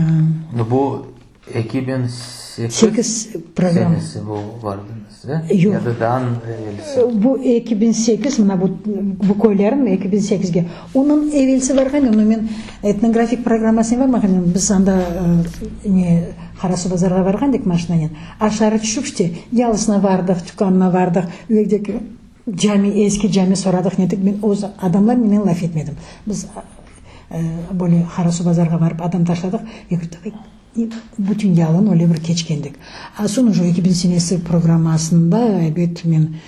Сізде бар бір анкета, е? Да, бар. Кім анда иштирак етті бұл экспедиция? Рахметли Ибраим Абдуллаев, Рахметли Энвер Өзенбашлы, Нариман Абдулвапов Сақселеметшінді, София Еминова. А чоқты біз бір машина адам деп. А мен шынақыма да жоқ. Айша Меметова, наверное.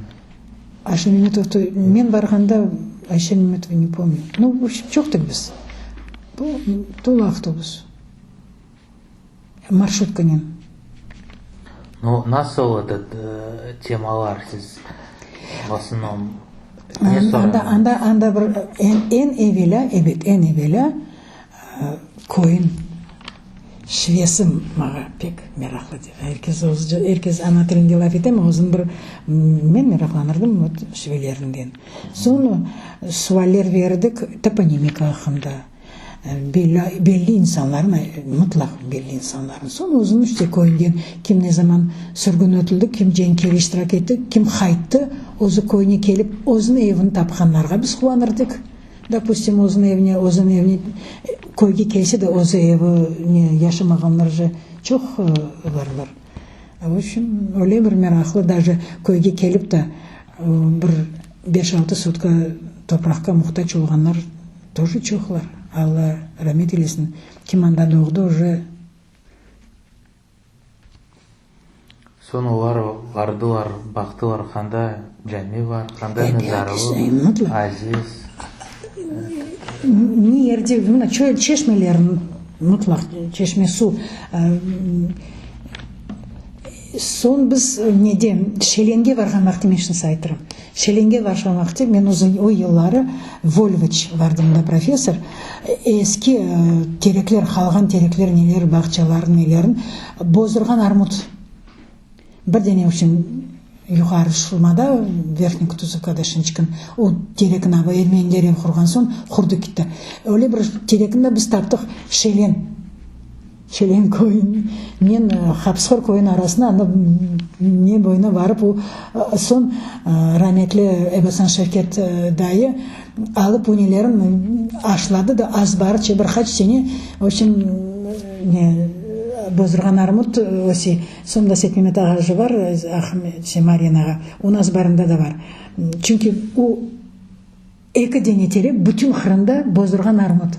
Ама эбелден калган эле бир не бар. У боздурган армуттун эле бир шекери чокты ичинде, фруктозасы, что боздурган армуттун башка армут татуулары койсоң, шекер коймасаң да болор дерди анам рахметли. Оле бир нес кусусиет бар.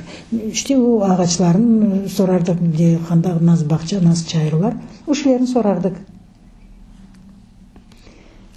Боздурган армуттун биз качан тапкан дек, 96-97 бир şey. Volvoç şu men kelip Volvoç kaytkanım Volvoç varıp onu andan alıp özde Помологический станцияга даже это размножение, в общем, целый этот bir не чтоб хайп болмасын. Муну биз боздурганды тапкан дик. Нариман ага, Энвер ага олар тил, олар специалисты. Ибраим ага тарих. Ахында. София, билмейм, ол насыл не... Она же историк, тарихчи вообще по образованию. Поэтому, ким барды, мен что-то... Білесің, вот... Ау альбомче мен көсерле, мен бармын да бір ерде. Мен бақарым ким барды бізден дан.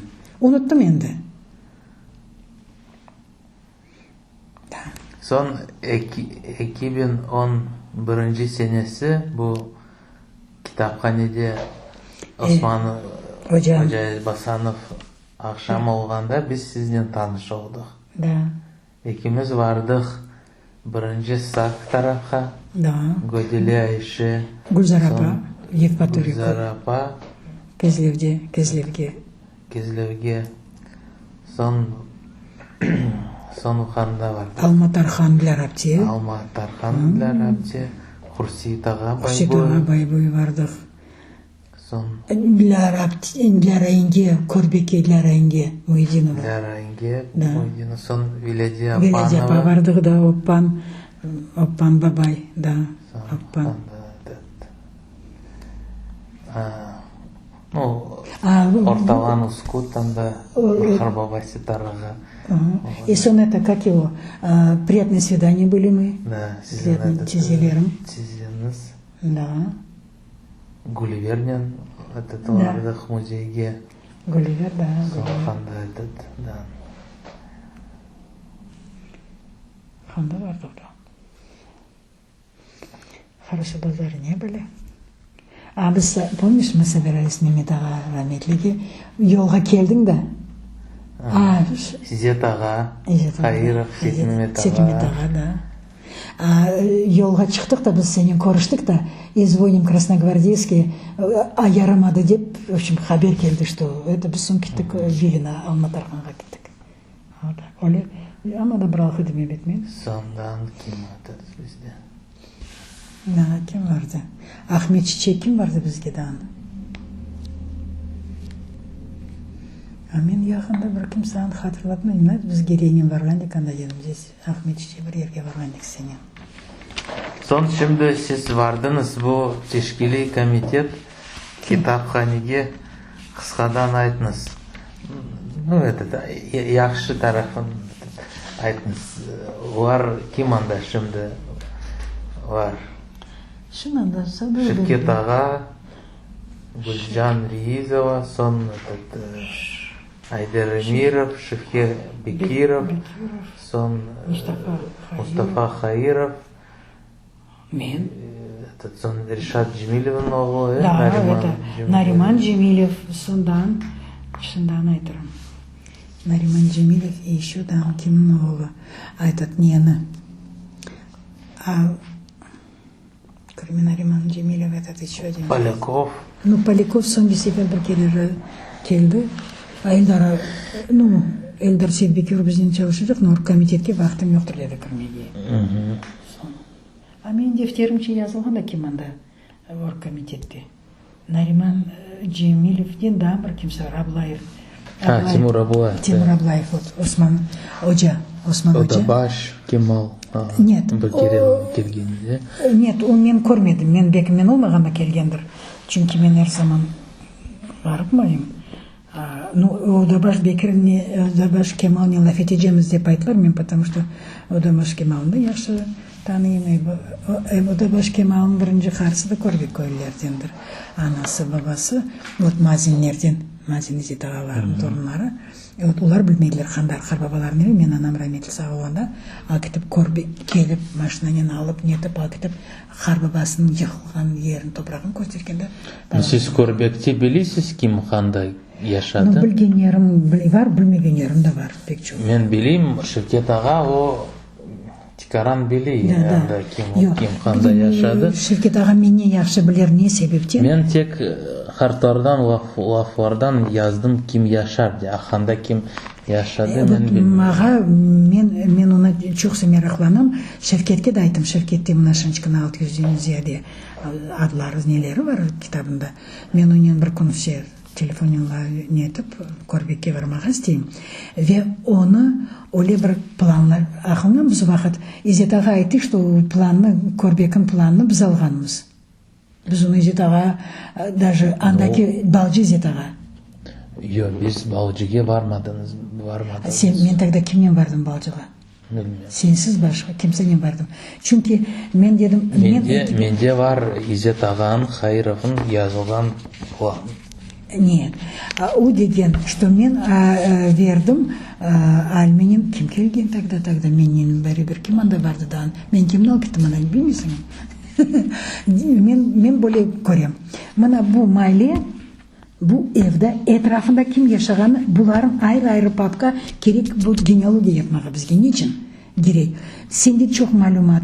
Менде yazı малюматлар пек аз ama, зешіншкім мен оны оле бір 2-3 адам нетіп, мен көйдешлер көріш олсын, бәлі бір көріш олса, мен бабам, мен ана, мен детем, біне кімді, қадеді, не олғаны кімсі білмей. Барыңыз әлмеден сораңыз. Әпсі ма кетірерім, Қарабаш Абдулла, қач адам келер? Абдулла, мен өзім кілерім, әтрафын білейім. Анда бір кімсілерін, айтқанларын білейім. Ама әпсін білемайым. Оны керек язмаға алсын, өзі yazsın да еркес кім? Өзі білмесе емжесінен сұрасын, тізесінен дайысындан, келін язақты оны япақ деп Абдулла Қарабашқа кеде айттым. Мен өзім кілерін әтрафын айттым, язайым. Кімді сұраса, мен барып оларға аннатайым. Но мен аннатқаным мен файдасы жоқ. Чүнки оны мен шыншықын бүгін барым, ярын әпіміздің Алла саатымыздағы қамыз язылған. Ярын мен кетсем, менен соның кім білежек? Чүнки кім не айтты? Революция oldu, cenk oldu, bir şey oldu, o bir kapik. O herkesin хорантасы yok. O meraklı şeyler o horantada kalmadım bilmiyorum. Bütün köylerde her bir şey yazılgan. Ama genealogiya, etrafında komşuların planı, adları, neleri o kimse de yoktur. Yunus deseniz şimdi aydınız. Aklında olsa. Men kimin bileyim da men şunçkin otursam ablečik akıldan Yazınız, aytınız kimin bilesiz şimdi. Yok. Siz özü mahallenin bilesiz. Да, ya özü da... mahallenin başkalarını bilmeyeyim. Anda, например, şunçkin, да, у нас еще есть один дед. Он еще жил у Донцах в Италии. В Лесновке я могу договориться, встретиться, поехать, мы с тобой с ним можем. Потому что это человек, который Юхарым әлі Аджи бабаның дүнияна яшаған евлернелері. Бұл Джафер басмачами воевал в Узбекистане, который, оның қызы оларға үшін енге олғанды түшкенде неткенді. И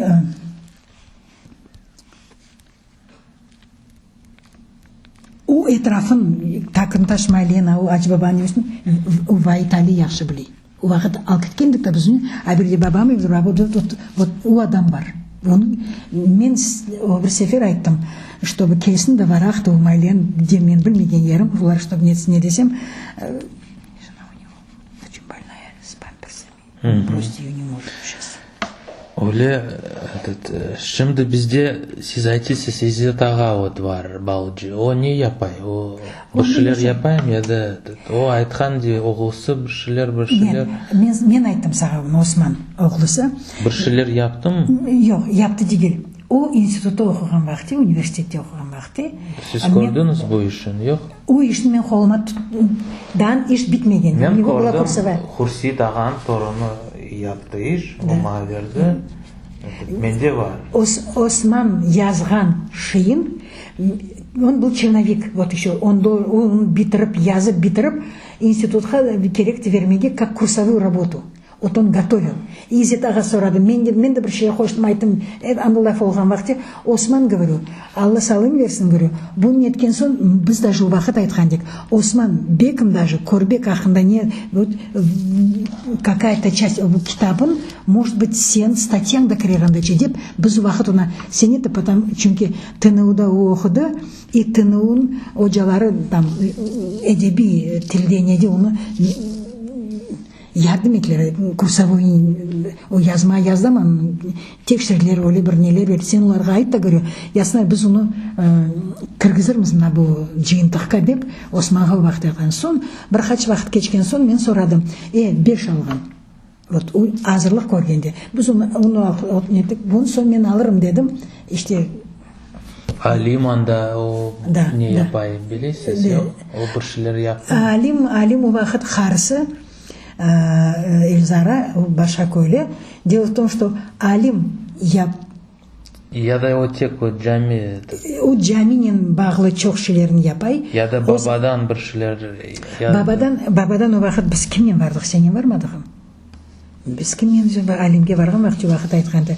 Вай, Гани Зетулан келіні дағымен мен бабам айтырды деді Алим. Мектепке барған вақыты бабасы рахметлі математикадан яқшы анамаз екен. Че-то сон Зетулах рахметлі қайнатам деген бабасына. Сіз бұл балаңыз ақылы не ма? Сіз евде жүріш бар. Евде çalışmak керек оқыған бала. Нетсіні мен өнен декараншық бір-екі дерс япайым деп Зетулах рахметлі Ганиев алып хач вақыт іштедім. Брайым хач. У баланын мақсус математиканен мезгүл етке жүрген. Сон енді алимлер, осылер, Өзбекстанда оқылемде. Бір аннамаған бір жылса бабама чап математика сұрадым. Чүнки оны оле бір аннатқан, что у математиканы аннаған бабам рахметлі ер вақыт айтырды деп, просто лаф арасы. Но біршілер барым? У алима вардыр. Йоқтыр дейіл. Чүнки у вақыт сен келечек, біз сені лаф етежек, деп алим. Мен бір бар, неден сонса телефон етерім. Өр вақыт Девлетнен анда янда яшайлар, олар кішілер билейлер яды, шымды уақыт кеткен. Біршілер олса керек бақыма. Сон Изет аға біршілер таптыңыз яда yok? Yok, біршілер. Изет аға қайыруда өзі да тапмайқанда не олғанына. Мұстафа да тапмай. Маға шығарып мен барған вақыт кетің. 2 дене неме шығарылар, 2 дене дипломат. Баштадым араштырмаға. Сон сіз өлі бош вардыңыз? 2 кере бардым. Ну, бош, да? Бұл сефер барған вақытте уже Эльдарда барған соң. Білесің, анда барысың.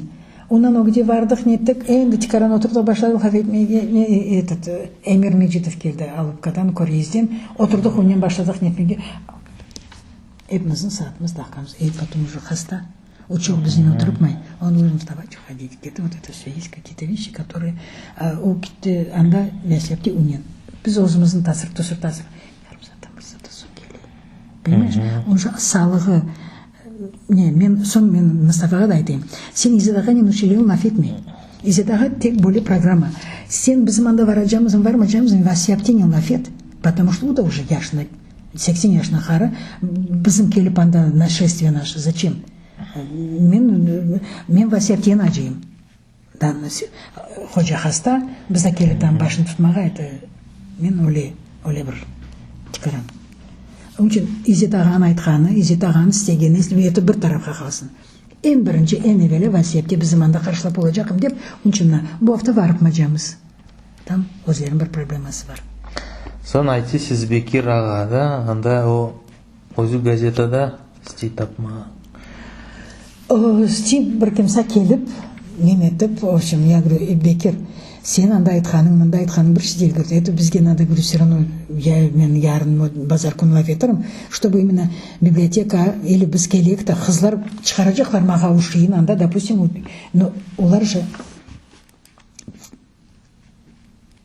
өздері жошайын сайлама жақар біз кемсе отырып оны алып у папкаларын у там театларын у нумерацияларын içінен бізге керек şeyін біз сайлайжамыз. Мен бір өзім жошайын yapmayacağım. Маға керек бір кемсе ярдым жет, бір яшыларын, бір gençler. Бекір деді, Хусейт аға, мен 10 yıl bir редактор çalıştım. Yılda en azdan 3-4 tane statya verirdi dedi rahmetli. Men 10 yıl 30-20 dedi de mağa. Bekir, men bilimçi 20'den ziyadedir desem, sonra dedi, toxta Alime hanım, doğru sen aytısın. Men 10 yıl çalışsam, yılda 3-4 tane statya verdi. 10 yılga umnajat hesaplasak, bir 30-40 statyası var olacak. Он даже Хусейт ағаны шығарса қанда чейін, ана сабыр кітап. Білесің, үшен біз шыншықын әбірші бағылы библиотекаға. Мен анда барсам, кірсем да, фото это одно. Это керек маға ноутбукнен, и это все на флешку переносить. Потому что он оле япқаны, оле азғаны бір капики. Единственное, мен не білейм.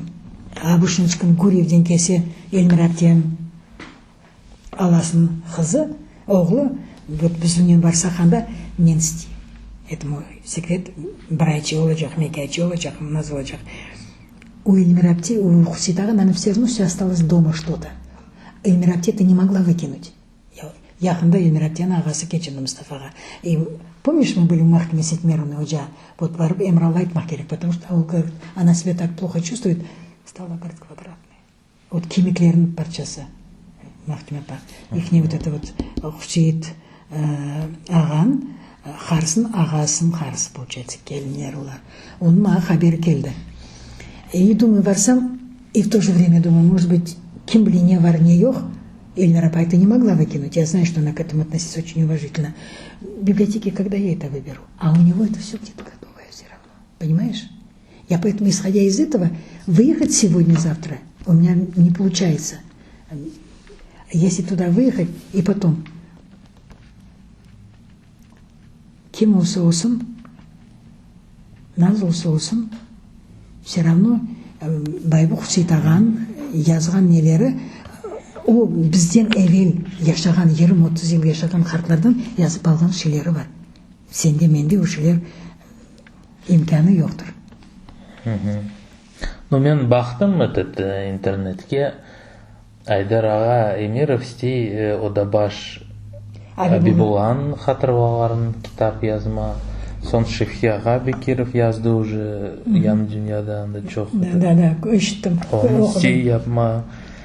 Сон бізде да таким. Ну, бізде халы тек Ленин байрағы белге біршілер бар, анда білмем. Эльдар аға Сет Бекиров біршілер тапса. Ну, Адиляға бабасы и анасы сказали, что они там что-то смотрят, что-то это, мен оларға бір команда верім, олар нетелер деп, өзіма екі кері айтты. А на сегодняшний день еще результаты я не вижу. Пока, понимаешь? Но сізде не қалды, сізде Білесің, нас айтаймыз. Фото бар, бұл белі адамлар бар, Осман Оджа, Риза Чачи, оларын мүлкін. Менде бар фотоаппарат, яқшы, мүлкін, десеңіз, оларын айры бір өтет yapma, фотоматериал. Білесіңіз, мен үшін Олай белі көрбек күллерін мүлкін өтет. Даже мен rahmetli қайнатам да бір ерде он мало ли что он зетла албатлы, но он көрбеке заработал, преподавал математику. Математику жасады. И мен айтқаным бір тарafа, когда Алим все время вспоминает, бабам Оля айтты, бабам Оля айтқан еді деп неметкенде, я думаю, да, қайнатам rahmetlinin тоже надо. У меня где-то эти фотографии есть. Значит, сізге вазифе. Ой, все мне вазифе. Қызмет олса, келерсіз, бақарсыз өзі архив. Да. И мен перефотографирую. Оле белі адамларын, бақыңыз. Сон біршілер олса, сізде yazылған біршілер, мүлкін язма. Сізде шымды ақылында олса, біршілер айтыңыз, вот сіз башладыңыз. Я уже об этом думала. Юқары мали, тамашы мали, сіз ақылында олса, шымды язарын. Сіз я сейчас для того, чтобы айттыңыз уже вот юқарымалы айттыңыз қоншыларын. Да. Нет, білесің, мен бушилерін голословно быть не хочу. В общем, блокнот оқуны әзірледім да, мен шеркетке барытмайым. Шеркет мен бір күн келішімеге істеймін. Мен көрбекке барacağım да, вот это вот алдым оның киятларын, я там ошибку нашла здесь, неточности, вот мен білгенерім. Есть какие-то вещи, я знаю. Какие-то вещи сен менен яқшы білесің.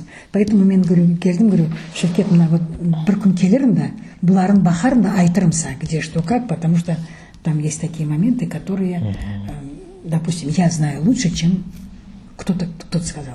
И у ерде мен істеймін Шевкетім, потому что бабасы Раметли Мухаддим ағанен, он ходил. Вот Мухаддим ағаның еві, этрафтаки кем бар? Я даже задание дала одному человеку. И там она мне чуть-чуть использовала, чуть-чуть не использовала. Вот такую кучу принесла файлов. Мне нужны были эти файлы. Сейчас она сказала, я тебе еще соберу. И папки.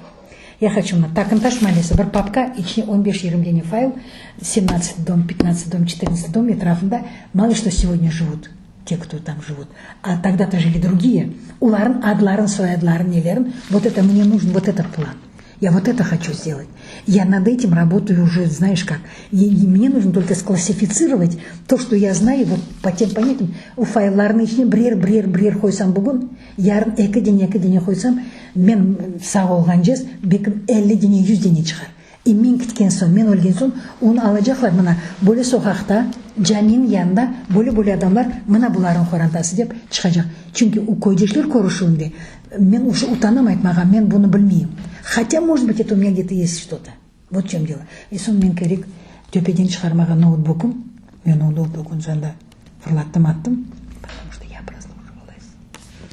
Понимаешь? Сіз Гулливернен лаф етесіз, е? Гулливернен үшін мен де түсінбей лаф. Онда о музей онда бар. Да, Гулливер. Он тамырлары бар. Тамырлары да бар. Белки сорамаға, белки фотоматериал да бар. Яқшы барым. Гулливерге барым. Но мен сізге оле чоқ вазифе бердім. Жоқ, мен шын сайтыр, мен шын бүгін күтежем, маға мен беклейжеклер, мен бақшараға алажақлар, мен 3 күн бақшарада олажам. Анадым. Ялан же. Сон музей мында, біздің бұл музей, анда да София Еминова. Сорама керек. Зорепенка. Топлаған шілер не олды? Сіз айтмаңыз, мен мерақланам.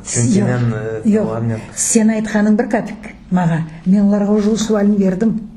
Қызлар, ол вақыт юрдыңыз да неттіңіз да не бар анда? Келін көрбекін шығарыңыз да бізге керек. Зоре, мен уже задание бердім, не переживай.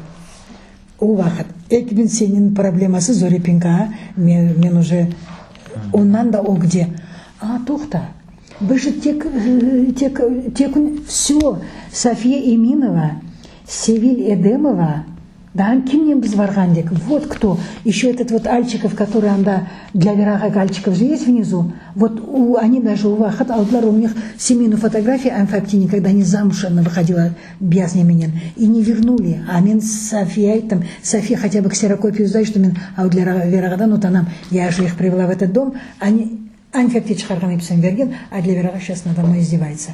Хотя қайтары жасын, я говорю. Севиль насыл? Севиль Урия Дымова племянник. Она работала в этнографическом музее. Все, я вспомнила. А фамилия у нас? Эдемова была, а замуж вышла, Ахайга Чахансон, Башхадровна фамилиясы. Вот, София Еминова, они этнографический музей çalışırlar. София Еминова, Севиль Эдемова, мен бардым, Нариман бізден бардым, жоқтым, біз чоқ вақыт у қызлармен да жүрдім мен. Вот, шынында хатırlayın. Şimdi Қазақлар, вот кирдік та, яны үкіметке, оларда школа этнографов бар. Нерде? Ну вот, мында юлар çalışалар. Эр афта, эр күн, 5-6 фотолар Корбек, Алушта, янда bütün фотосуретте bizim адамлар. Эр күн олар значит, в интернет все это выставляют. Сізге де керек оның бақма. Мен дөн бақтым өзі архивде, бізде де пек жоқ фотолар алышталар. Мен де оларын шынды интернетке қояйым. Оның үшін айттым сізге, уле белі адамдар болса сізде вот айтыңыз чәчелер анда басанлар оларын да мүлкін фото yapıp göstermege bizim да сүлелесін көстермеге керек. Мен допустим балаларыммен өзім балаларым допустим баба тарафтың сүлелесі 1600-1700 сенеге шығайды, а мен өзім кісі допустим мен өзім кім білеймін тек кіші Харбабамнан о где бабасы Ибраим Харбаба деде уже и Ибраимын да несі Муэдин чугю. Вот это 810 где-то, и то это у меня справок никаких нету, как вообще Шнайталар. Мы можем быть краеведами и можем говорить все, что вообще нам сказали, но если хочешь нормально, как то нужно с архива, чтобы была справка. А кто нас в архив этот пускает? Кто нам в архиве эти справки дает? И вообще даже если что-то было записано, кто нам разрешает на эту страницу, в эту папку заглянуть? Ну, мен бардым архивге. Анда тапмақ үшін аны бір ай керек отырма. Даже если таптылар. Я знаю, что Адель Сейтбекиров нашел такие вещи, о которых нам не снилось. Хач, хайсы Кодин, хайсы Эвден, хайсы Эвден, хач, неме. Они сказали, не говорите, под нас посадят. Яқшы, өле олса, қызмет олса, сіз Ахмедшітке келсеңіз, давайте бір вазифе сізге өзі архивде фотоларын кетірірсіз, я перефотографирую и вам отдам. Это легко это будет сделать. Ну, спросите тогда в музеях, что там есть. Да, я постараюсь что-то сделать. И өзі білгілерін, конечно, сіз чоқ лафеттіңіз, ананен, какие-то истории, дженк вахтлары олғанда. Сейчас мы, конечно, все не уместим, это потому что время это... Оппаннарға барғым ақ, ты видел, как я у меня настроение охренело, потому что я с детства слышала, что себе такие вещи делала, а потом выяснилось, что это... Чүнки мен анда дженктен әвел 2000 адам яшарды Корбекте. Мен шымды язайым Корбек ақында бір сон анда бинлерден адамар оқилар. Сон менден ане чүн без анда yok, ане чүн менден сорайлар. Мен дейм уле чоқ адам оқанда мен не әпсінің ақында. Вот здесь вот где-то там алты хызны это, кстати, оғлы Ибрагимов Джемиль, Дженке кітті да Дженктен қайтмады, Әмин Харбабам. Ибрагимов Джемиль, Дженке кітті и Дженктен қайтмады. Оны екі баласы бірденесі, значит, Амза где-то там Россияда, Хызы Раметле Сидика. Получается, на первом этаже жил Харбаба и Хартана, на втором этаже жил, в общем, сын, и то у него же сыновей не было, уже вот сценили от шлахта, какой-то брусой Ахрабаса, Эпса бал нелера, почему Коранта Ольда, да, и он взял этого девушку. Гусизин этот Кимовый. Эмин Харбабам, Эмин Харбамуэдин, Ибраим, Эмин, bu oğlu, но это не от него рождено. У него у эмдилерин хайсы бір эмдесінің торыны, потому что он остался сиротой. Етім қалды да. И вот, и потом вот Джемиль Даим Хазы Сидика вышла замуж за Курдаевых, а о Курдаевых много написано. Даже один из Курдаевых в Америке. В общем, понимаешь? Вот именно я очень хочу, чтобы вот именно Джемиль Даев, в общем, прошло в книге, потому что анда-соратам никто мен уақыт неге айтқандым шеркетке. Фатмадан соранда говорю, потому что Фатма это получается Харбабасы по материнской линии, может быть какие-то фотографии. Сізде курдалар эки аға қардаш та бар, О біздің eniştem аға қардашлар, eniştem rahmetli oldu уже тот Айдар аға. Да? Да, в сентябре мы елін бердік. И он ағасы Глявер аға в Азовском до сих пор живой, кстати. Нам с тобой надо в Азовское ехать. Я узнаю точно, поедем в Азовское.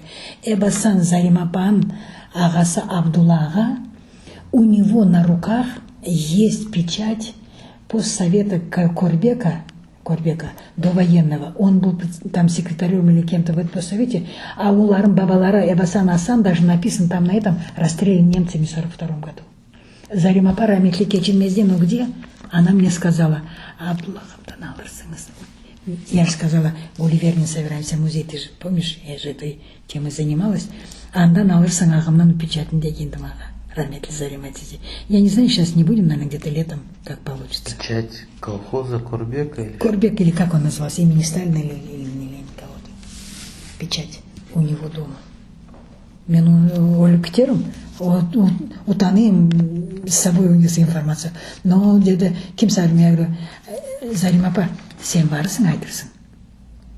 Заримапа маға айтты. Я говорю, хорошо. Это надо в Азовске, там, где Курдаевы жили, вот где наша родня жила, Рамитлюлда. В общем, она старая Рамитлюлда, баба старая Рамитлюлда. И Изет аға Хаиров, вот менің болған информацияда, анда бүтін лағаплар Корбек күлі. Да. Біз сорадық, ну, хач, ну, пусть 10-15 адам, анда, білмем, ну, бір 30-ға якын бар. Фамилия. Мен опубликовал это, когда башқа адамдар башладар, не үшін біз анда жоқмыз, не үшін біз анда башладар ма? Единственное, бізге керек білесің, Наят маған. Мен у вақыт мен же былтыр, как мы готовились, я же ездила к этой Канифе, Эмирағаны қызына, чтобы как бы дети, вот, десятиклассники или кто-то выпускник, кто там работает на месте, взяли, посадили вот так столы и сказали, кто-то чтобы лагапы собирал, допустим, кто-то что-то собирал. Нельзя каждому что-то, повторений не должно быть. Нам что интересно, то мы должны отдельно собирать. В этом году какая порнография была, Койдишвер Куршуне, ты знаешь? Не знаешь, я там была. Такого порнографии я еще не видела. Они решили на 2 дня раньше сделать, на 3 дня. Сон был Осман Басанов китабы не владжахом. Вот это идет папка. 1, 3, 4 папка уже набрана на флешку. Экинчи папка уже нашлось в редакции. Бекер айтты, что тапылды. В общем, бір күн Бекернен бір келешежеміз, бараджамыз, тапып шығараджамыз. Или Гульнар Абиева будет набирать, или Гульнар Абиева мне все дает вместе со флешками, и мы где-то будем набирать эту 2 папку, потому что, знаешь, обвинить Бекера в чем-то я стесняюсь, но то, что они при переезде потеряли эту папку, не он виноват, там кто грузил, выгружал. И наконец-то, Олмаджах Барьердин, где-то нашлась вот эта папка, ротоплинтные, на ротоплинте размножали тогда, я же говорю, башка брещеге, ротоплинта размножали. Я уделял Агач Лебиева, у него была тетрадь, он говорил, я поехал к Осман-Аджа и одну ночь или день там все переписал. Я потом эту информацию в себе переписал, у меня есть, но не знаю, вот такая вот тетрадка. Знаешь что, давай, может, у тебя вас здесь... больше, конечно. Нет, ты мне извини, 4 папки. 4 папки, 1, 2, 3, 4 папка полная. Ты что, одна тетрадь? Я тебе что хочу сказать? У тебя, я смотрю, здесь тишина и это. Я, например, я не могу ходить туда в редакцию и там работать. Я сейчас... Яхши.